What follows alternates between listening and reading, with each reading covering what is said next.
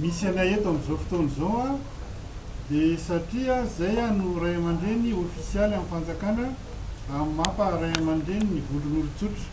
zay tarihany Ramatokely Sara miaraka amin'ireo namany eran'ny Madagasikara. Ary ny tena mazava-dehibe an'izy dia hoe olon-tsotra ary izay a no namporisika anay amin'ity fiaraha-miasa ity. Ary misy ny fifamalina ara-foto-kevitra sy araka izay tanjona mety ho vitan'ireo a mba hanasoan'ny mpiara-monina sy ny manodidina azy. Asa raha momba ny fantohinona teny Sara ty. Nanapita an'izay dia misy garçon zany izy vavy a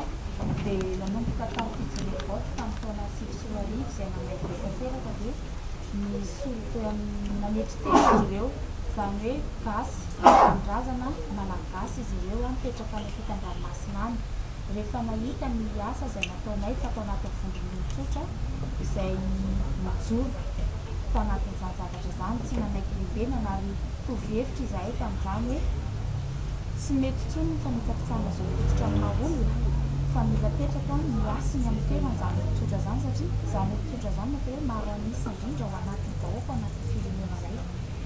dia mila mametraka an'izay fiarovan-tena sy ny fametra-pasina maha-olombelona izay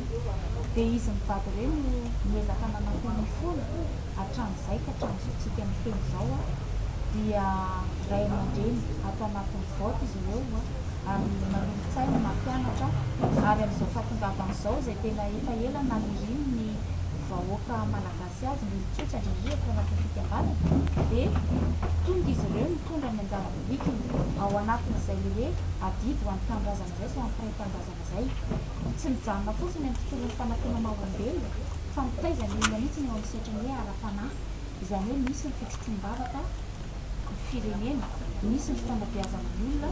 amin'izay le hoe tontolo ny ara-panahy sy ny ara-batana izay zay tsy afaka misaraka ny ara-nofo sy ny ara-panahy eo amin'izay sehatra fanabeazana izay ary ao anatin'izay ny sehatra amin'ny fahasalamana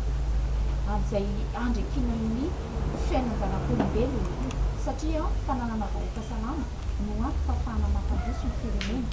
sy ny antoka ahafahana vahoaka miaro azy hanatsarana ny fiainana ka izay rehetrarehetra zay zany a anisany dia andehanan'izy mivady aty a ary anisany anatin'ny hoe fandaranasany a fandaram-potoanany a iaonany amin'ny vérité a izay anasana ny olon-tsotra satria tsy efa Antananarivo ihany izy ireo fa mitety ny faritra misy an'ireo réseau vote rehetrarehetra manerana Madagasikara tsy natokana hoe ho an'ny mpiambana vote ihany fa na olom-pirenena tsotra ianao ka maniry te hanana fahalalana maniry te hanana an'izany hoe fahasalamana zany dia entanina satria tena hoe ny valala no tsy ndro mandry vavahady fa dia manasantsika rehetrarehetra ary anatin'izany fiaraha-mivavaka ao amin'izao manjo ny firenentsika izao satria hiatrika zavatra masina tsika ny fifidianana mila trotromana vavaka zany.